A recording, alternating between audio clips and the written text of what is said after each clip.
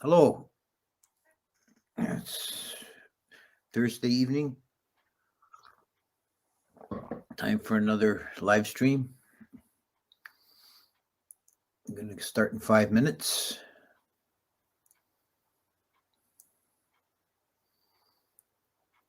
A few people already.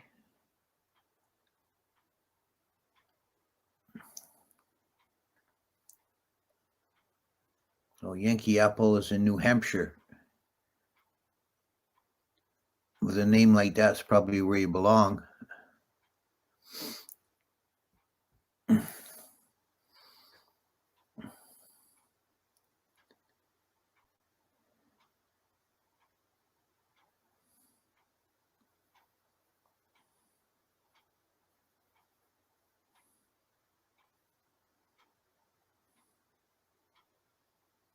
The first time I visited Jayanto's monastery in New Hampshire, I give a Dhamma talk on the theme of live free or die.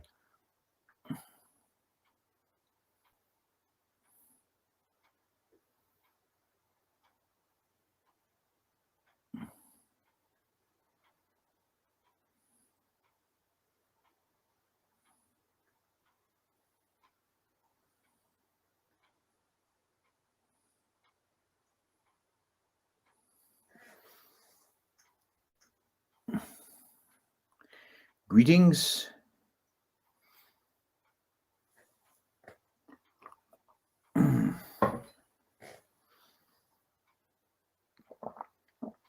Krasnodar.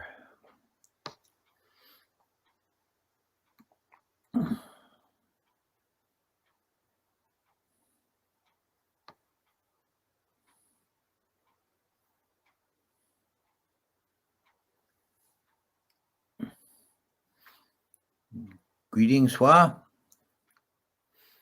Okay, we got more people checking in. No, unfortunately, that Dhamma talk was not recorded. Good evening, Miroslav. 3 minutes.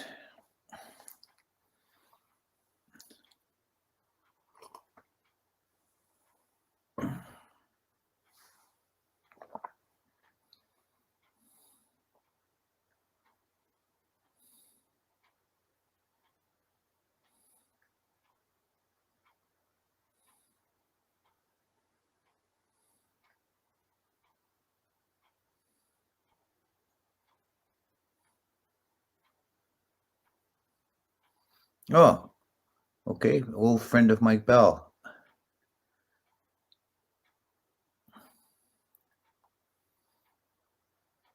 Good. Glad you could join us today.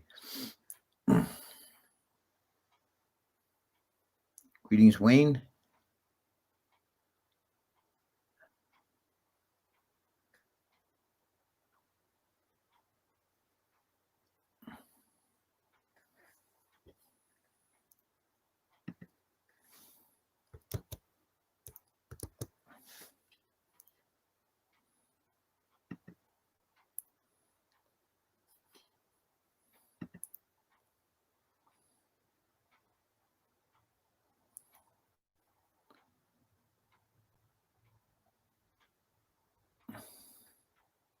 You're almost ready to start.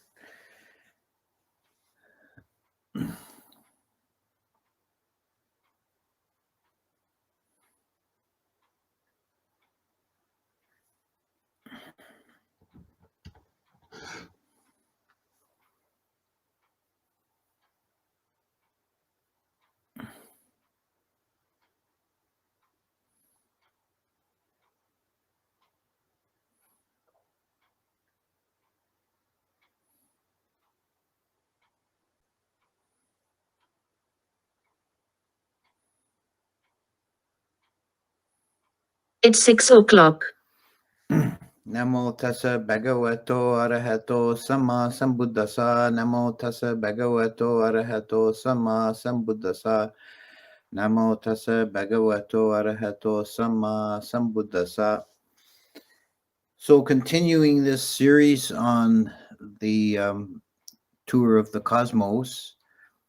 We're finally leaving the lower realms and going upstairs today. We'll talk about the Devas, and I'm going to try and cover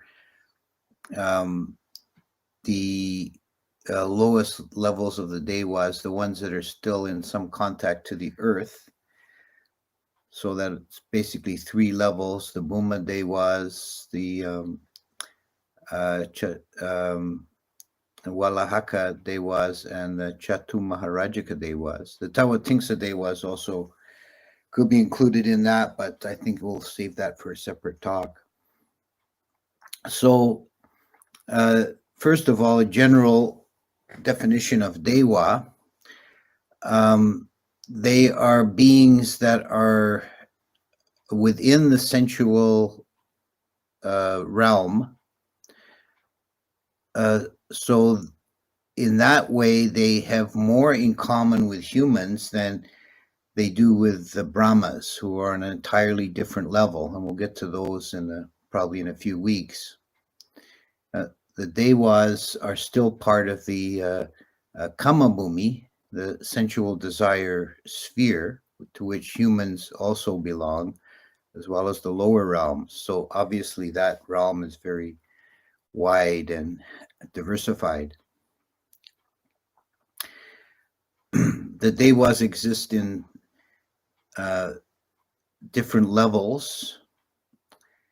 The word Deva is of uncertain derivation. It may come from a root meaning to play or to enjoy, or possibly another root meaning to shine. So sometimes you see them referred to as the shining ones. It's also that word Devas, curiously, the old Indo-Aryan root ended up in Latin as the root for Dios or Theos, as in theology. Dios is Deus, D-E-U-S, is the Latin word for God. It's also the root for the word devil. And there's a historical curiosity that when the Aryans split and some went into India, some went into Iran, the ones that went into Iran reversed the categories, so that the Devas there are considered evil or demonic beings, which is why we inherited the word devil from the Iranian version. But in India, the Devas are by and large benevolent beings. They're considered superior to humans in various things, such as length of life, beauty, enjoyment, power, and in their retinues. And it's said that the most extreme pleasure at the human realm, such as that enjoyed by a great Raja, is trivial in comparison to that of the Devas.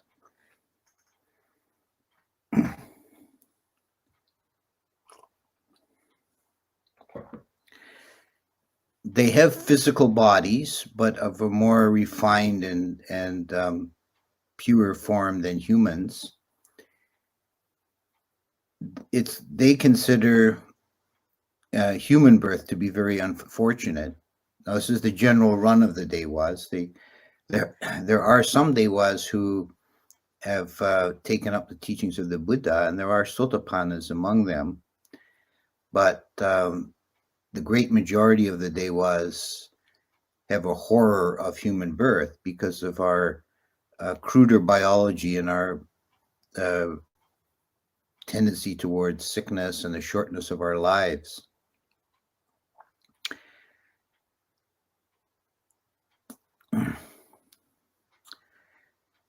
They also, in general, think we smell bad. This is mentioned in a few places, that the Devas cannot abide the odors of ordinary humans, but they find the odor of an awakened being like an arahant or a Buddha is very sweet. So to the Devas, we're very, from their point of view, we're a very lowly, crude sort of being, and they would consider us an unfortunate birth generally.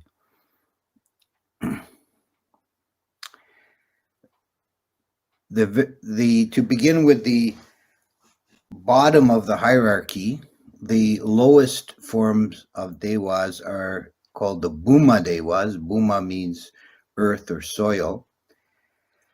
And these are Devas that live on this earth, mostly in forests and other kind of natural environments, often associated with trees. Then they're called Ruka Devas, tree Devas.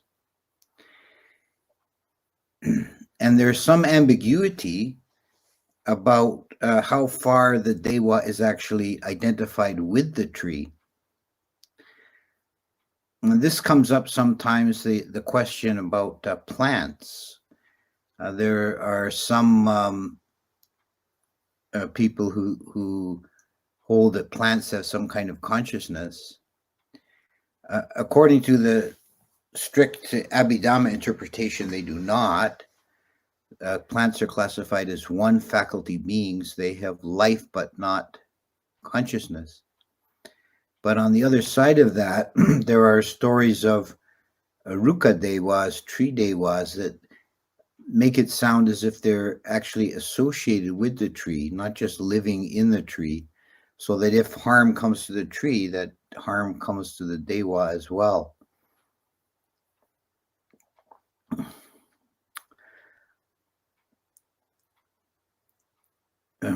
In other stories, they're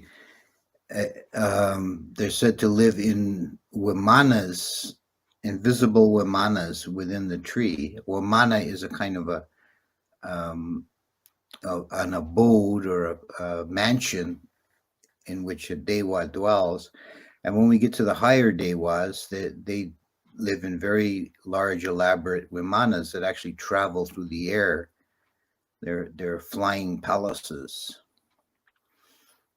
But the earthly Devas are associated with some physical object like a tree.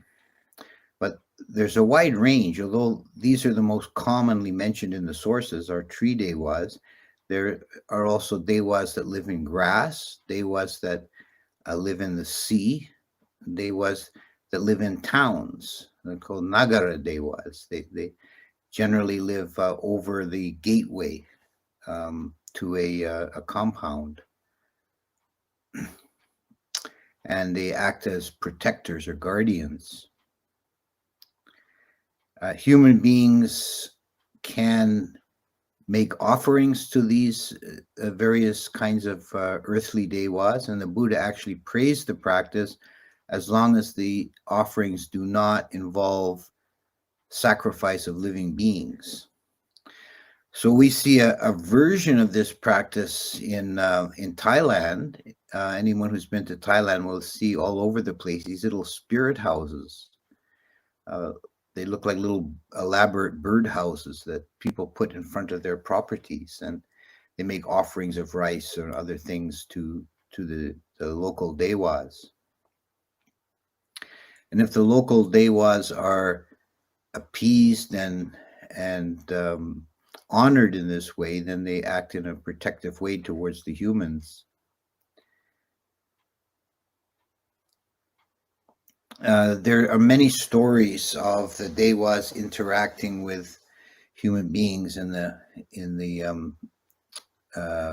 Pali Canon and commentaries. sometimes they would appear to bhikkhus in remote places and offer them advice on their practice. One well-known story is the one of the bhikkhu who was bathing in a lotus pond, and he smelled the lotuses. He bent over to sniff the scent of the lotus, and he heard a voice from the bank calling him a smell thief. And he became upset. What do you mean, smell thief? And it was a Deva of the woods that criticized him for not practicing sense restraint. And he thanked her, and he asked if she would watch over his practice in the future. And she said, "We're not your hirelings. We don't. We have other things to do than to look after you. Guard your own senses. Don't depend on us."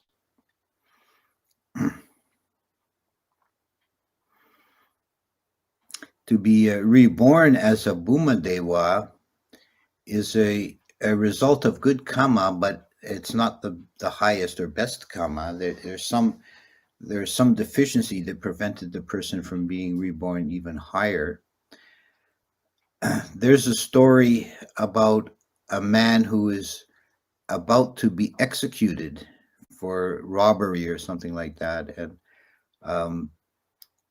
Moggallana was passing by, and he saw that with his psychic vision, he saw that this man was in danger of being reborn in hell, and he wanted to give him the opportunity to make merit.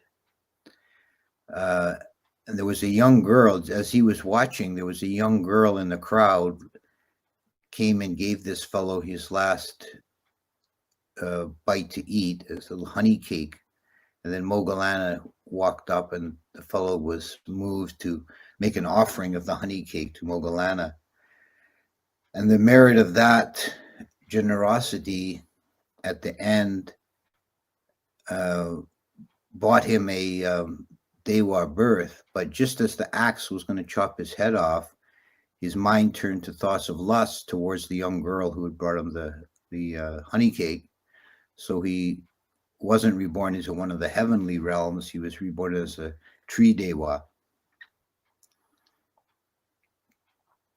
So it's generally a good karma, but it's not. It's marred in some way. The tree Dewas especially are subject to more peril than higher Dewas. If there's some damage to the tree, then it hurts the tree Dewa. So they're not as secure as the Dewas in the higher realms.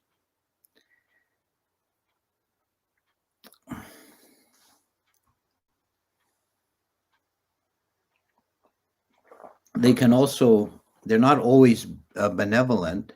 They're never depicted as being evil or malevolent, but they can be mischievous. There's one story about a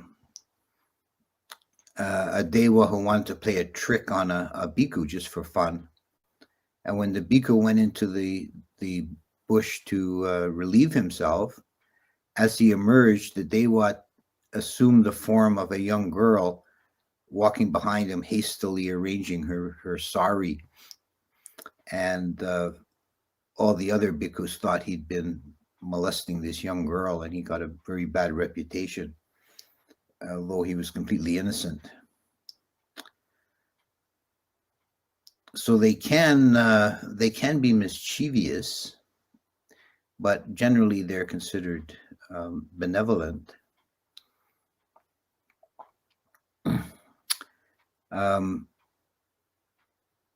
A bit higher than the Bhumadevas are the Walaka Devas, who are Devas of the sky and the clouds. They're associated with the clouds, and they have some governance over the weather.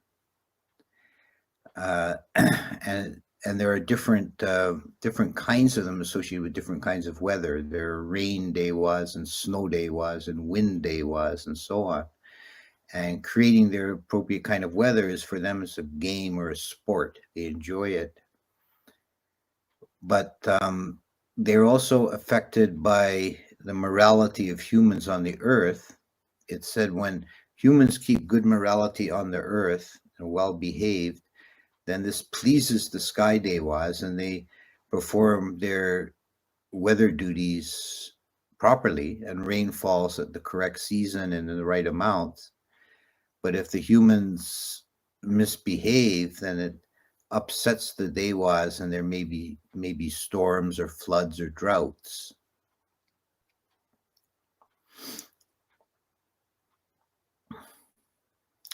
So all these kind of devas of the earth and sky are sharing the same cosmological space as humans and animals. They're part of this earth. And the prevalence of these Bhuma devas, it approaches, if you take it all together, it approaches almost like a pantheist view that there's these conscious beings, invisible conscious beings everywhere in nature.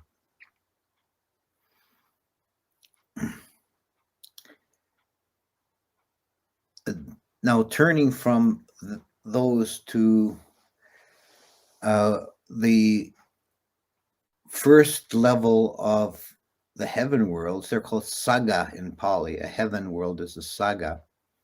And there are 6 sensual heavens.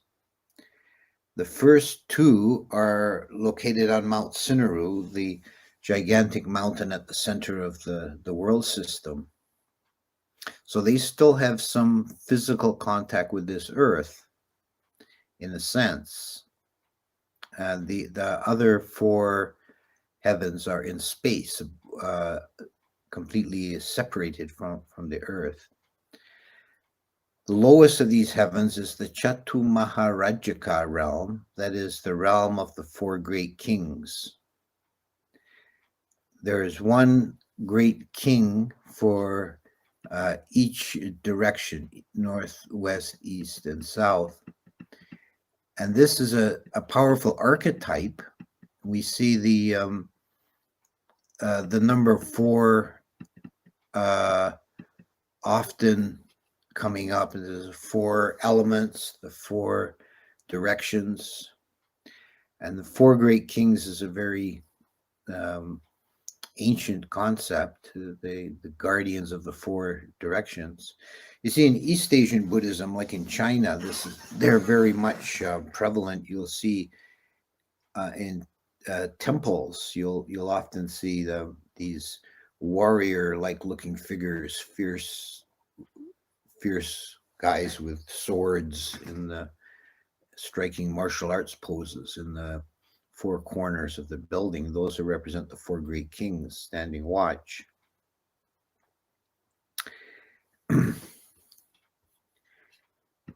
And each one of the 4 great kings, besides being associated with a direction, they're considered to be the kings or lords of some class of beings.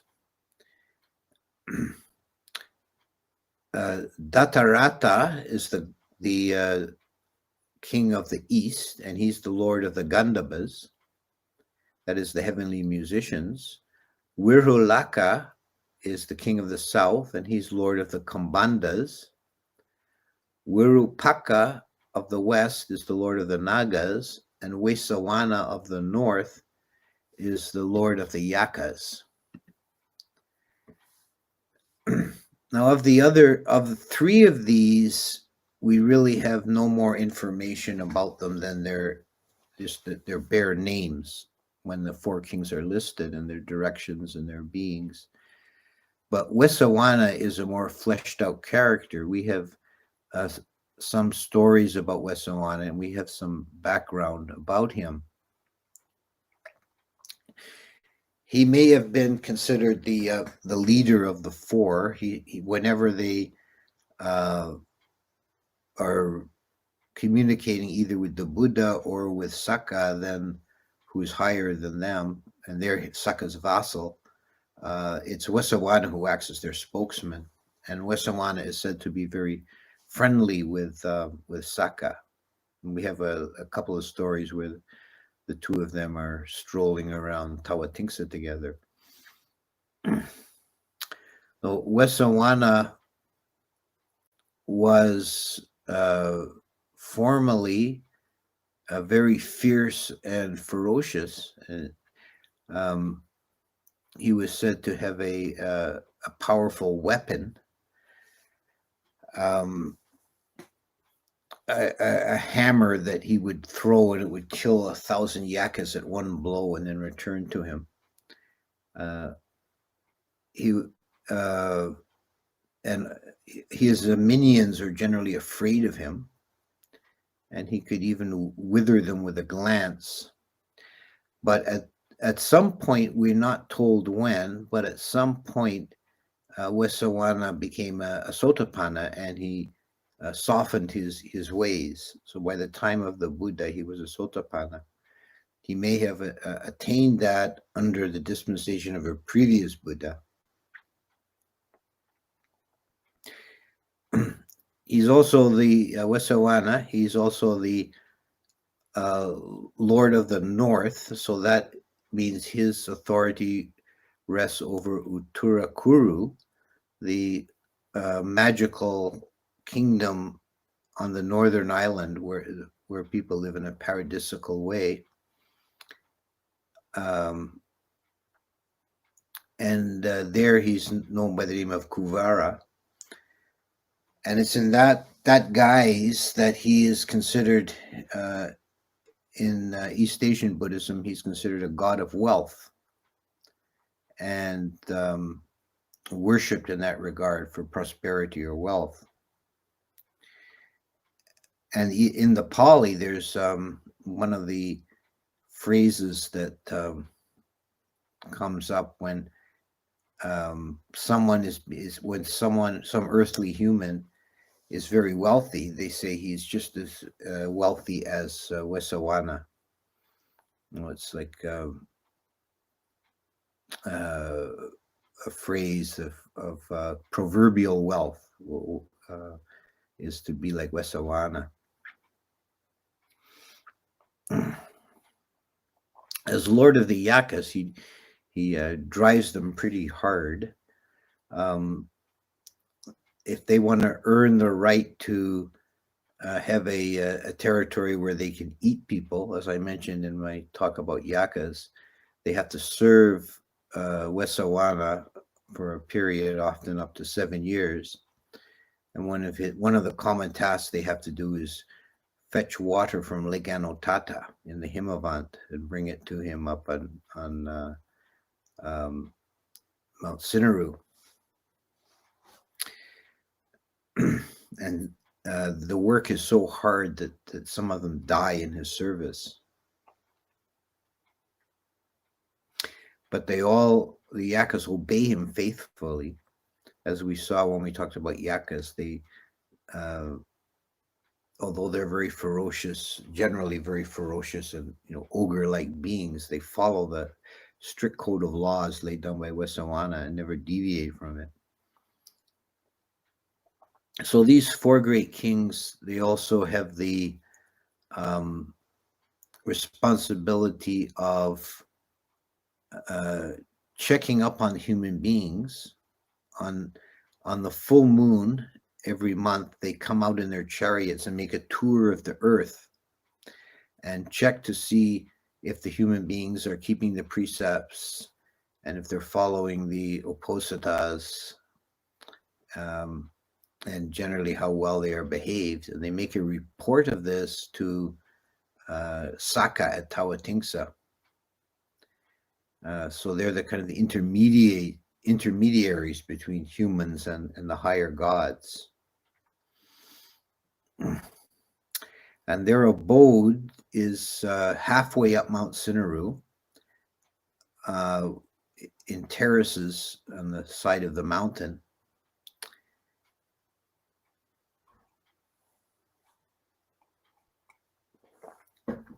And there are many lesser Devas that live in that realm. That the four great kings are the rulers, but there's a whole host of lesser Chatu Maharajika Devas. We can assume that this is the most populous heaven, following the general rule that the lower realms are more populated than the higher realms. And it's said that rebirth as a Chatu Maharajaka Deva is the result of making merit and being generous, but with the mind motivated by some degree of selfishness, thinking, oh, this will get me a good rebirth. And that's your prime motivation. So it's still a good action, but it's the lowest kind of generosity. It's still self interested. So you are reborn into a saga, a heavenly world, but the lowest one.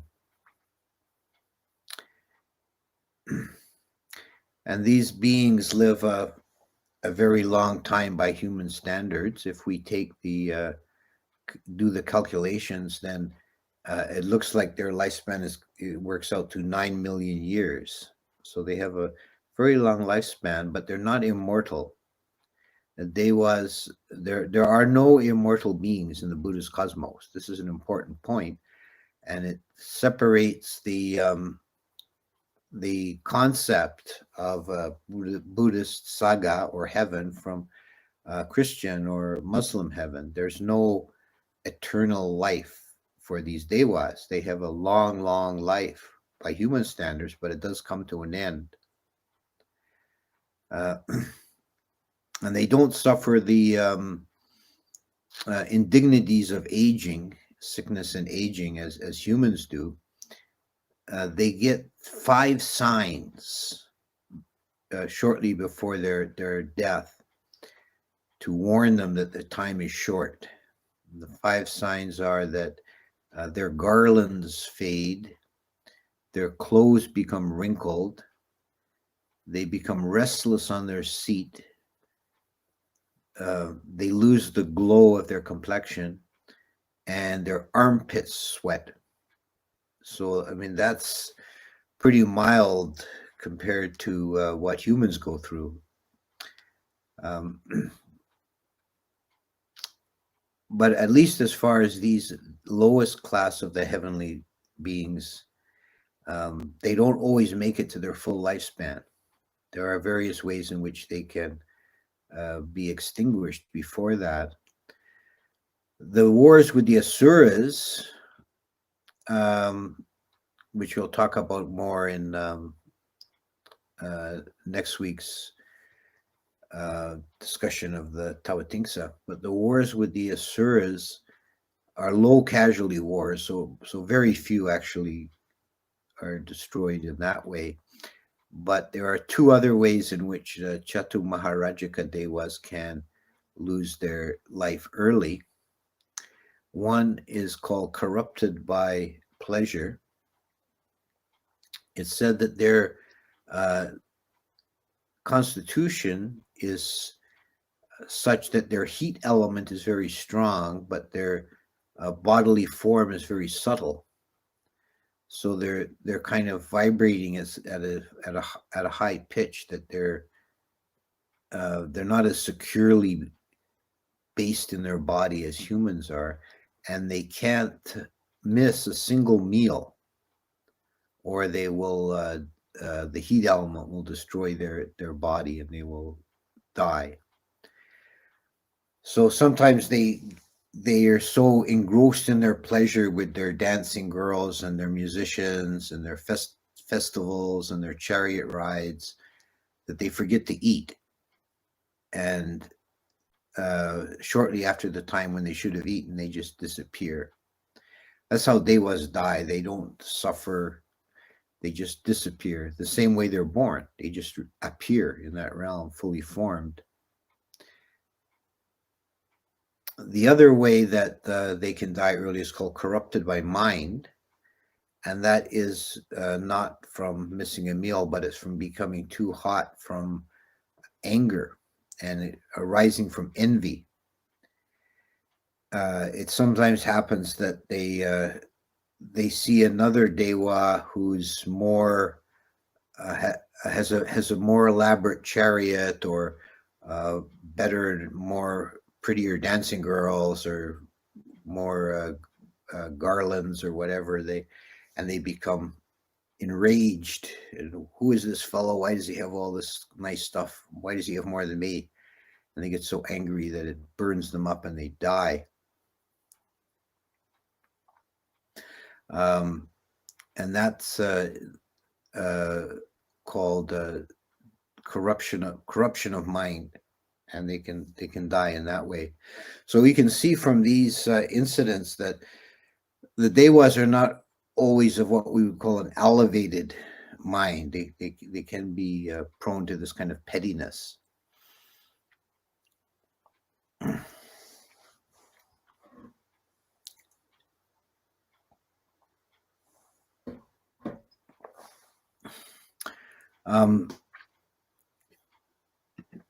There are a few other inhabitants of this realm that are mentioned by name. Two very important ones are Surya and Chandima. That is the sun and the moon. They're considered Chatu Maharajika Devas.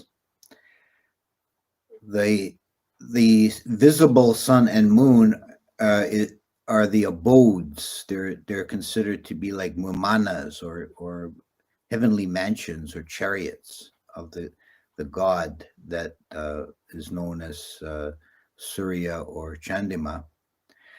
And they have a retinue. They have many thousands of lesser devas that also travel in the sun and moon with them.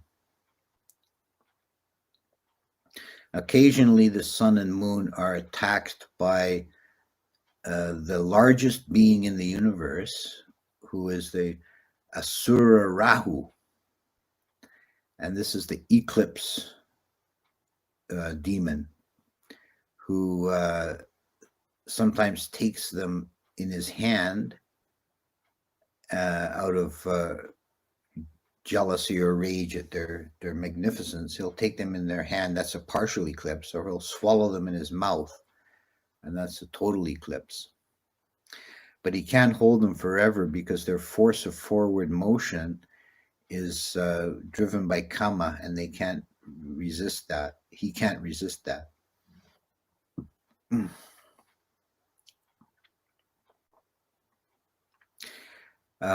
This seems to be a variation of the older Vedic version of this. Is that the eclipse monster Rahu was like a giant serpent that swallowed the sun and plunged the world into darkness. And Indra saved the world by chopping the head off this serpent, and the sun emerged from the back of the severed neck. And the serpent, Rahu, being immortal, continues to float around the sky. His head floats around the sky, and periodically he swallows the sun or moon, and they come out of his neck. So that was the Vedic version, and the Buddhist version, it was a giant asura.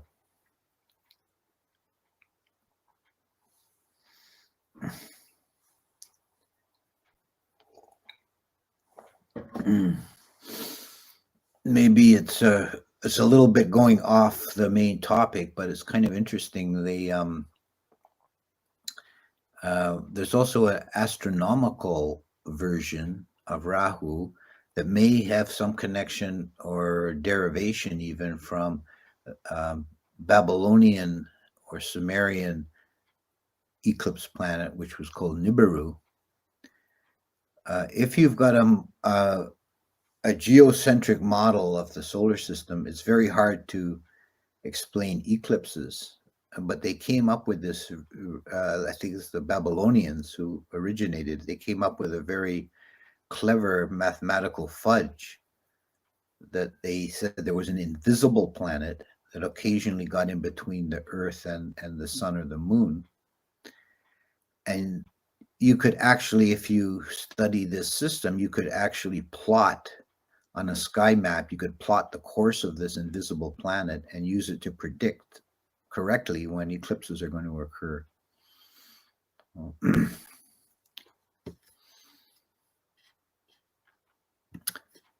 So Surya and Chandima, the sun and the moon, are considered devas of this realm.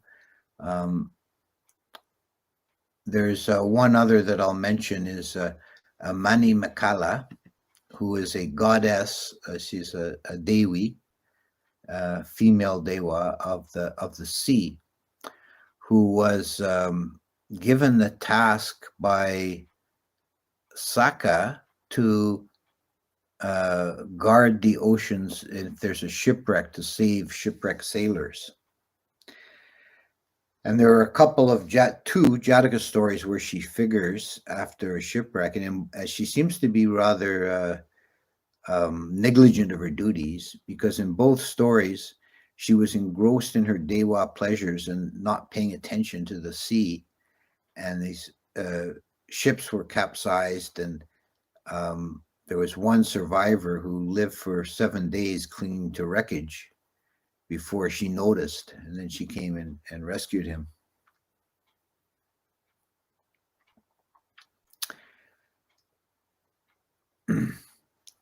So those are the a few of the inhabitants of Chatumharajika. We don't really have names of too many others. Although it's the heavenly realm that's probably closest, has the most interaction with humans. The most stories and literature we have is about the Tawatingsa heaven, which is the heaven of Saka at the peak of Mount Sinaru. These deities that dwell on the midpoint are a little bit less known from the literature. In the Abhidharma Kosha, which is a Sarvastivadin text, it said they also have cities and towns on the ring mountains. That's not mentioned in the Pali.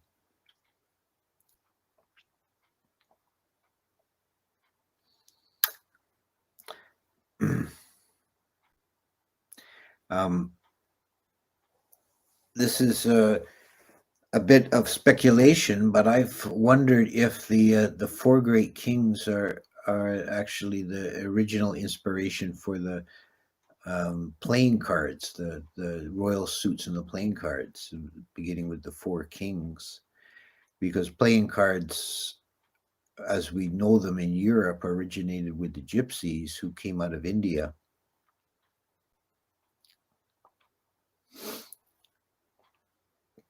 So there may be the four kings of the four suits of playing cards may have originally meant to represent the four great kings. It's certainly a powerful archetype, the four deities guarding the four directions, looking out from their citadel halfway up the mountain. They're also the first line of defense when the asuras attack. They form the vanguard of the armies of the gods to repel the asuras as they come swarming up the mountain.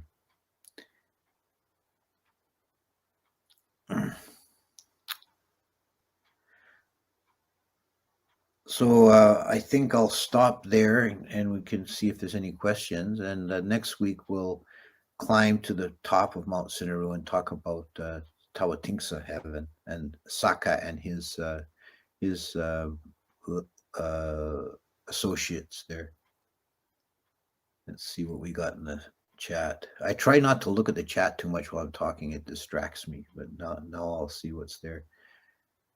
Brian, this morning I offered some of my breakfast to the Bhumi Devas in the tree outside my window. Yeah, good. Well done. Yes, the Buddha did approve of this practice, as long as it doesn't involve sacrifice of beings, which is something he really opposed. In India at the time, they would do massive sacrifices of animals and even of human slaves. Can Devas float, and if so, would having dreams as a child that you could float be a possible indicator of past life as a Deva? Yeah, who knows? About the dreams, but yeah, they can travel through the air.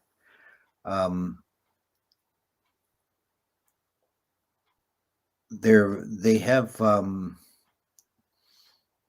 they're on a much more kind of refined vibrational level than humans, so they're not really as bound to the physical laws as we are. I'm interested in how Devas can assist me. I chant the chorus of the Atanatya Sutta. I memorized that part. Yeah. Well, they can assist you primarily in a protective manner, like not. I don't think you can expect the Devas to give you benefits, but they can protect you from harm. Do terrestrial Devas know who they are? Do humans recognize the Devas when they meet one? Yeah, that's a good question. Yeah, they know who they are. They know who they are. And humans, do humans recognize them? Sometimes, if the Devas want to be seen, they're generally invisible to us. When someone's developing the power of divine eye, bhavachakra, enabling them to see the Devas, first they just see them as diffuse light, like balls of light, before they'll take on a form. But the Devas can choose to manifest. There's an interesting story in Ajahn Mahabua's biography of Ajahn Mun. It's talking about one of the other monks in that tradition who went on a pilgrimage to India, and on foot. He walked through Burma into India, and on his way back through the forest, he went for a couple of days without food. There were no villages there, and he was getting weak and hungry, and he sat down beside a tree to rest, and a man dressed, a young, very handsome, elegant-looking man dressed as a old-fashioned nobleman, like from the 18th century, came walking out from behind the tree, carrying a platter full of food, and offered it to him, and then disappeared back behind the tree.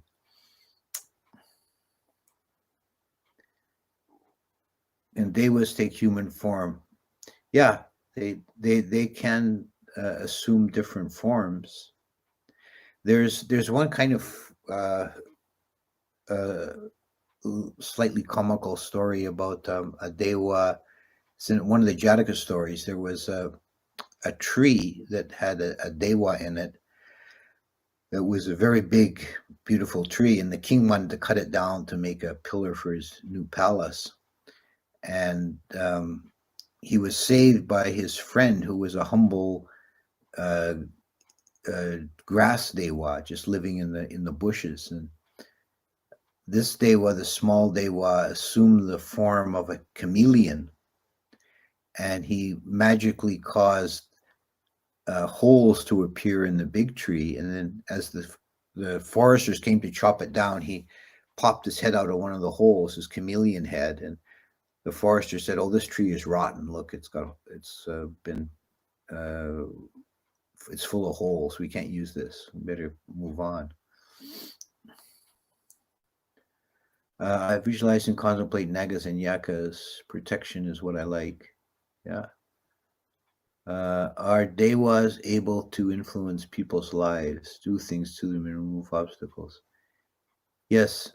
Yeah, I would say that they do. There are celestial influences. Can one unknowingly harm a Deva? Yeah, chopping trees, cutting branches off trees could be. That's one of the reasons why bhikkhus are not supposed to cut living trees.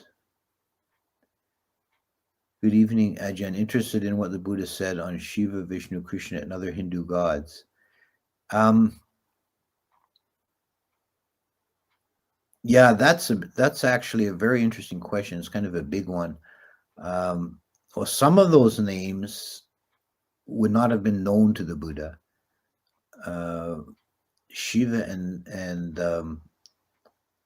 I think also Vishnu, but Shiva for sure was not worshipped in northern India at the time. was a later development. It may have been Southern Indian deity. Krishna, there is the word Krishna actually means black or dark, and there is a Pali version is Kanha, and there is mention of a being Kanha. But generally, the Vedic gods were predated the Buddha, were Inda, Pajapati, and a few others of those are known, and they come up mentioned in the suttas, and they become like mostly they are the inhabitants of Tawatingsa in the Buddhist cosmos.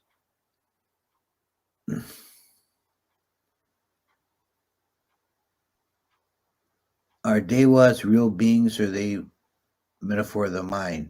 No, I don't think that you can say they're metaphors of the mind. I heard one of our monks once say he imagines when people say that, he imagines the Devas looking on and shaking their heads. What are these human beings thinking? We're metaphors for their minds. Do these Devas work and toil and trade things with money like humans? No, I wouldn't say. I mean, they wouldn't have anything close to what we would consider work. And when I talk about Tawatingsa, I'll mention Wesakama, the architect of the gods, who created things with his mind. They have festivals, they sing and dance. So I guess that if you consider singing and dancing to entertain others as work, then that may be some of the lowest levels of Devas will act as entertainers. But they generally, everything is provided for them by their kama. They don't have, and certainly there's no mention of them having any money or economy in any sense that we would recognize. If one develops metta bhavana and radius, will Devas protect him? Yes. That's one of the benefits of 18 benefits of metta, is that one becomes dear to human beings and one becomes dear to non-human beings, meaning Devas.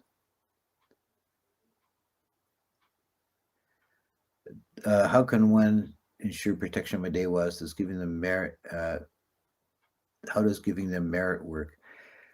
Generally, you don't offer merit to Devas.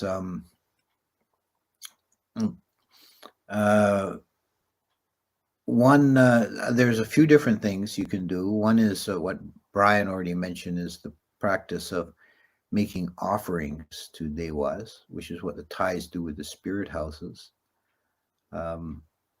It's very similar. I've noticed like the very parallel tradition in the native people in Canada. They'll offer tobacco to the local spirits. So I think food or some good object is in small quantities, but with the the intention, may this offering, may you receive this offering. This contemplation of Devas as a meditation practice is visualizing and contemplating the glory of the Devas. And metta, which has been mentioned already, practicing metta. And when you radiate metta to all beings, you should include non-human beings, particularly Devas. Me just gotten way behind in the chat here. Let's see where I have to scroll back and see what's going on here. If ignorance is the reason why there's something instead of nothing, then how do we become ignorant in the first place? Sorry for being off topic. Well, there's no first place. We've always been ignorant. That's a short answer, but yeah, it is off the topic of this theme. Also, can Devas be envious of humans with higher minds? No, I don't. I don't see that. think they just don't understand. There are some Devas who become Sotapannas, and also a curious detail, a minor detail, is that Bhuma Devas can actually become arahants, because then they'll go and live in some remote place away from any kind of sensual enjoyment. But higher Devas cannot. If they attain higher than stream winner, they immediately disappear from that realm. They can't maintain a sensual such a sensual existence if they've transcended sensuality. How do Devas relate to UFOs? Does Buddhism have an explanation for ufology that orbs could be kind of Deva? Many people have seen orbs. There's many videos of them. Well, that comes into a level of speculation. We can only speculate, because obviously that the concept of UFOs or extraterrestrial travelers is something that's not found in the old texts, at least in that form. There are a couple of points that I think are at least worthy of consideration or inquiry. One is the travels of King Nimi. He was a king who Saka decided to reward for his virtue by taking him in bodily form, letting him visit Tawatingsa. So he sent Matali the charioteer in his heavenly chariot to pick up King Nimi and take him to Tawatingsa. And on the way, Matali had an idea, and he said to Nimi, we're going to Tawatingsa, and you've been led such a good life, you're probably going to go there when you die anyway. Are you curious? Would you like to see what the hell realms look like? And he said, oh, yeah, okay. So they made a tour of the hell realms, and that's like the bulk of the suttas, where we get most of our gruesome details about hell is from that Jataka of King Nimi's voyage. But then Saka says, what's taking Matali so long? Does he not know the lives of these humans are short? And he somehow gets a message to Matali, bring him right to Tawatingsa, cut your tour short. And he takes him up to Tawatingsa. He stays there for some months, feasting with the gods. Then they send him back to Earth. And when he gets back to Earth, he finds out that something, I forget the number of, it's like 400 years has passed, and his great-great-grandson is on the throne, and he has trouble convincing people who he is. So that's a very curious story. It's kind of brings to mind Einstein's twin paradox and the time dilation. The other one is the wheel of the wheel turning monarch, the Dhammachakra, that appears in the sky and allows the Dhammachakra to establish sovereignty over the earth. And there's a long, I've translated it in my book. There's a long description of the wheel in one of the sub commentaries, and it was a lot of the translation is kind of speculative, and I put lots of footnotes in points where I wasn't sure, because it's very precise and detailed, and it sounds very mechanical. So that's a couple of points that, if anyone's interested in investigating the UFO angle with some of this mythology, there would be two places I would start. Would you say Devas are spirits? Well, it depends how you define spirits. They're beings on a higher level, higher vibrational level, you might say, than humans. So if that counts as a spirit, then they are. Is a common situation for beings, Devas, for example, to be reborn several times in a row in the same type of rebirth due to competitions? I don't know how common it is. It's possible. We have stories about Devas that fall from grace, so to speak, and reborn as humans. And it's even possible they can be reborn lower than human.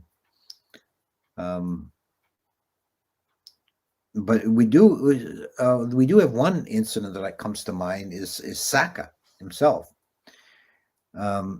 It's said that in his last excuse me, in his last interview with the Buddha, he died during the talk with the Buddha. He knew it was coming because he'd seen the 5 signs, and during his talk with the Buddha, he died. But he had attained stream entry, and by the merit of his devotion to the Buddha and his attainment of stream entry, he was immediately reborn as the new Saka,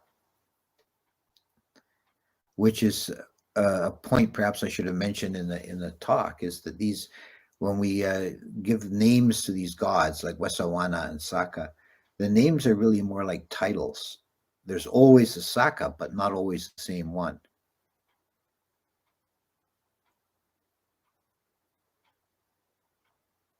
Is it possible for a layperson to develop the divine eye and ear and communicate with Devas? Yes. Yeah, it's nothing to do with it comes from any psychic power comes from, first of all, mastery of jhanas.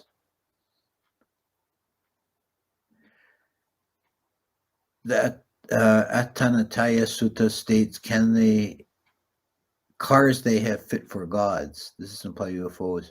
Yeah, you keep trying to pin me down on the UFO thing. I mean, you can speculate that. I mean, that's a possibility. The Wamanas, that's another. I mean, the Wamanas of the gods, they're the dwellings of the gods, that they travel from place to place in their Wamanas, and they even sometimes come to Earth in their Wamanas. Story of King Nimi sounds like an alien abduction story. Yeah, I can see that parallel, but I don't think he would have regarded it as an abduction. I think he was volunteered. I think he was happy to go. Check out water wheel sounds like a flying saucer. Yeah, it does.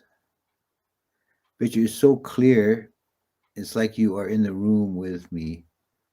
Don't mind the mess. Okay. Yeah,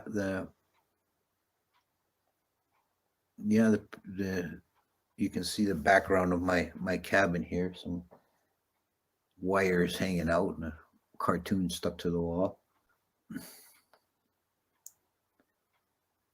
Doesn't Deva mean anything above us, like the angel type Deva or an alien?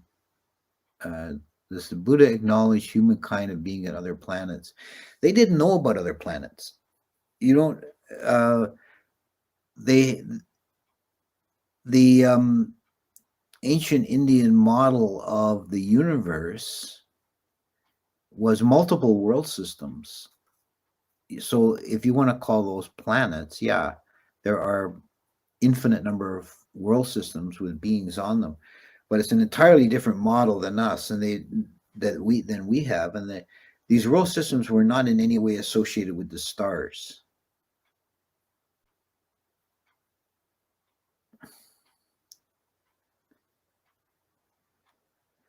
Are there any characteristics that signify one is communicating with a Deva? Any signs or features that stand out?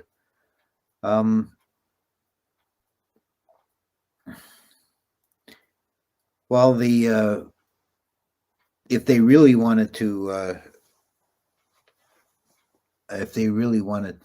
make you think they were human, I don't think that you would be able to tell.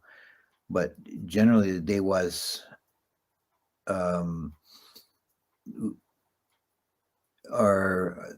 they're very beautiful, for one thing. They're perfect. They wouldn't have any blemish of any kind.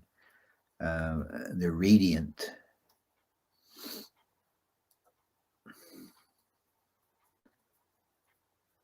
Is the Hell Warden a class of earthly Devas? No, they're not. They're not considered Devas. They're considered a kind of hell being themselves, so a lower level. Buddha described Wilson, isn't that a solar system? It's 7 o'clock. Well, I would say there's what I call a functional similarity, but not a structural one. There are multiple world systems, but in the modern scientific model, which also acknowledges multiple world systems, each world system has a sun and surrounding planets. And from this Earth, we can look at night and see the stars. And around the stars, there might be planets. But in the Indian system, the heavenly bodies like stars are part of the single Chakrawala, the world system, and they're never associated with beings living on the stars. And the Chakrawalas are basically mirror copies of each other. Each one has a Mount Sinaru and 4 continents, and they're round in structure, and they have a wall around them, and there's an infinite number of them on a plane, on a 2-dimensional plane. So if you want to, and the sun and moon are minor parts of the Chakrawala. They circle around Mount Sinaru. So it's structurally, it's very different. Is it possible for a Sura to masquerade as a Deva without our knowledge? I suppose the Asuras are said to resemble Devas very much. They are in a way a kind of a Deva themselves.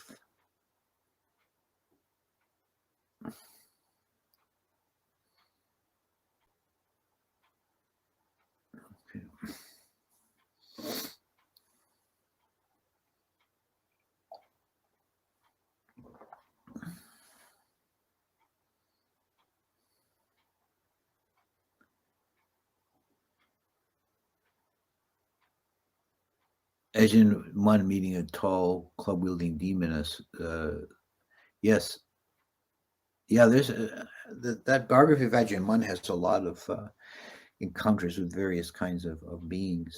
It's very interesting.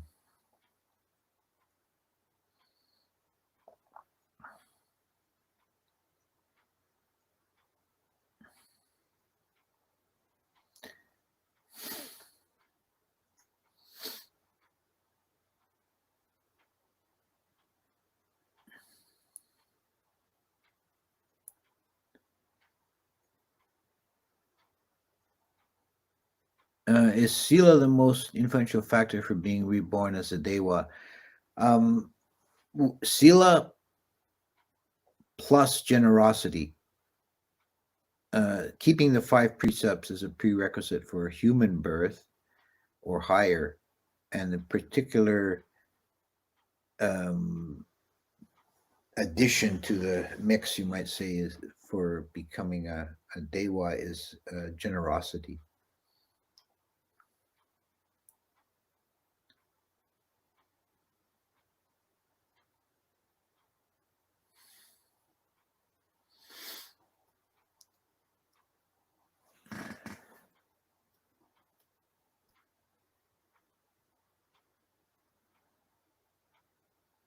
Yeah, I don't want to take leadership in the UFO community.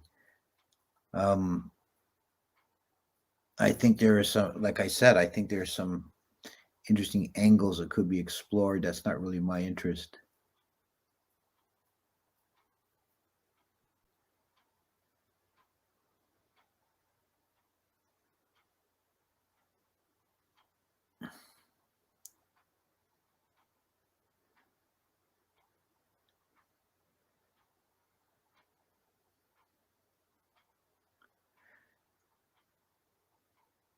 Have you, this is addressed mostly to Brian, have you discovered a website called the Wisdom Quarterly?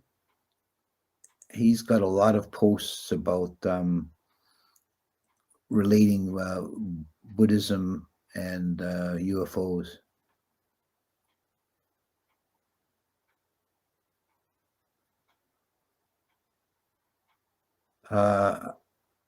Often I hear monks mention 5 precepts, but I've only seen precepts listed as 7. I don't know where you get that number 7. There's 5 precepts. There's 8 precepts, which are the opposite of precepts. And there's the 227 precepts. There's a 10 precepts for the novice. I don't know of any list of 7 precepts. Is the current Saka the same one as during the Buddhist time? Yes, he would be.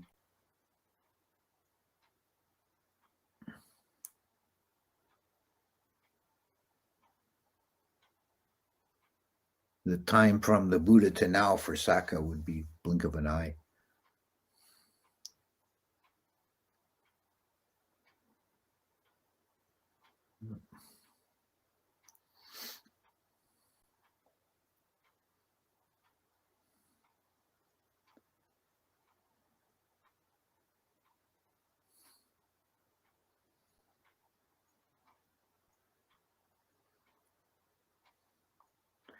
Okay, so I think we're going to wrap it up. And next week, I plan to talk about Tawa Tingsa, the realm of Saka at the peak of Mount Sinaru. So thank you all for coming, and we'll see you next week.